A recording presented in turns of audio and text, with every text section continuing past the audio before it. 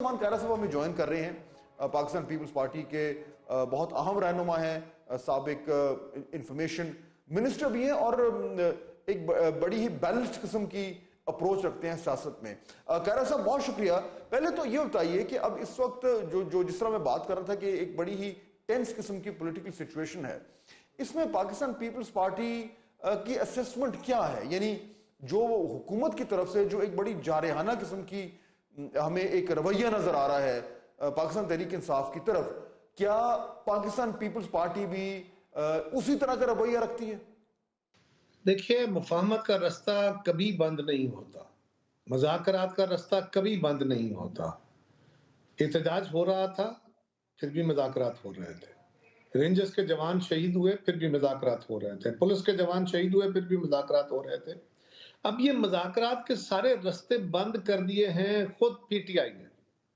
وہ کہتے ہیں کہ میں کسی سیاسی جماعت سے بات نہیں کروں گا۔ عمران خان صاحب کی طرف سے اس بات کا آج تک ایک دفعہ بھی اظہار نہیں ہوا، not a single time۔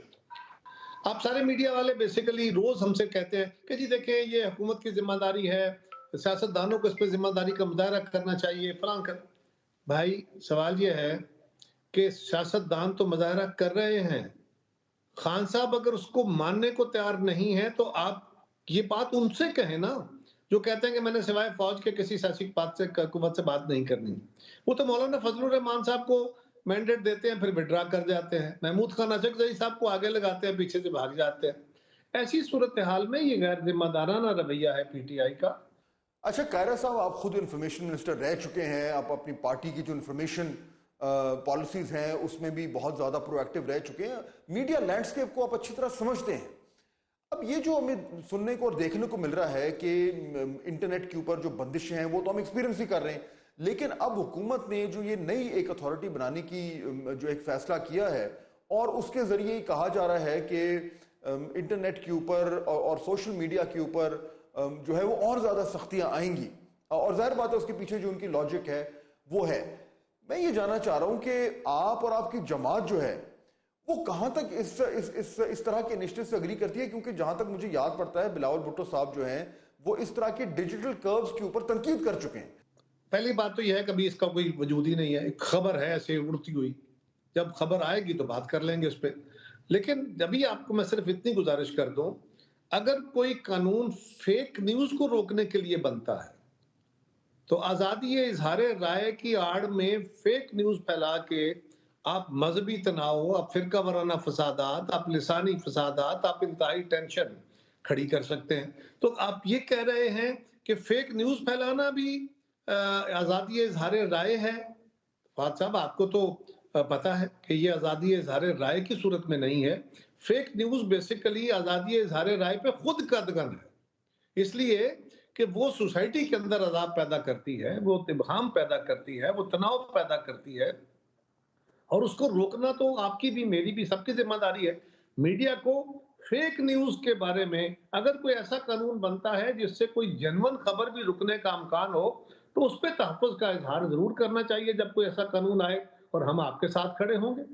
Kaira صاحب یہ بتائیں کہ اب جو صورتحال ہمارے سامنے ہے اس میں دونوں طرف سے بیان بازی جو ہے اس میں تلخی بھی آ رہی ہے، گرمی بھی آ رہی ہے۔ ہم نے دیکھا کہ کس طریقے سے جو بانی چیئرمین تحریک انصاف کے ان کا جو ایکس پہ پوسٹ آیا ہے اس میں کس طرح کی زبان استعمال کی گئی، اور دوسری طرف جو آج وزیر اعظم نے جو میٹنگز چیئر کی ہیں ان کے اس سے بھی جو انفارمیشن آ رہی ہے اس سے بالکل کلیئرلی نظر آ رہا ہے کہ وہ بھی جو ہے وہ فرنٹ فوٹ پر آ کر کھیلنا چاہ رہے ہیں۔ تو اب اس صورتحال میں کیا کوئی طریقہ ہے کہ پاکستان پیپلز پارٹی، جس طرح کہ ابھی ہم بات کر رہے تھے کہ بلاول صاحب نے جو ہے وہ رابطہ کمیٹی کو بھی ذمہ داری دی ہے، تو کیا طریقہ ہے یا کوئی طریقہ آپ کے خیال میں ہے کہ اس ماحول میں دونوں جو سائیڈز ہیں ان کو کسی طریقے سے ٹیبل پہ لایا جائے اور ایک بیر منیمم ایجنڈا پر بات کی جائے تاکہ تھوڑا سا جو سیاسی درجہ حرارت ہے وہ اس میں کچھ کمی ہو؟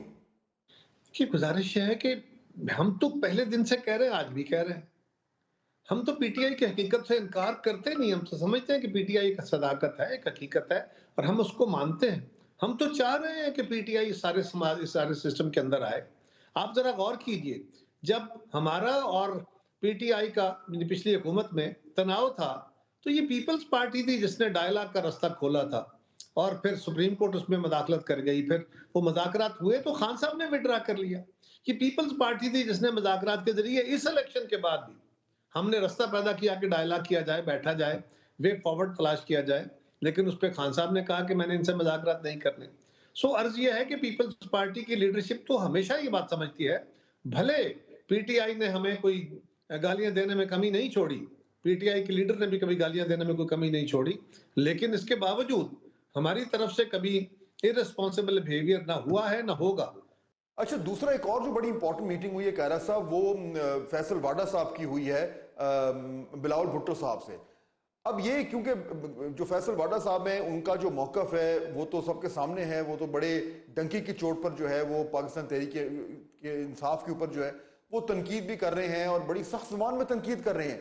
یہ جو میٹنگ ہوئی ہے بلاول صاحب سے, اس کی کیا امپورٹنس ہے, یعنی کس کانٹیکسٹ میں یہ میٹنگ ہوئی ہے, اور اس کے نتیجے میں ہم کیا ایکسپیکٹ کریں کہ کیا کوئی اچھی بہتر مثبت ڈیولپمنٹ ہونے جا رہی ہے؟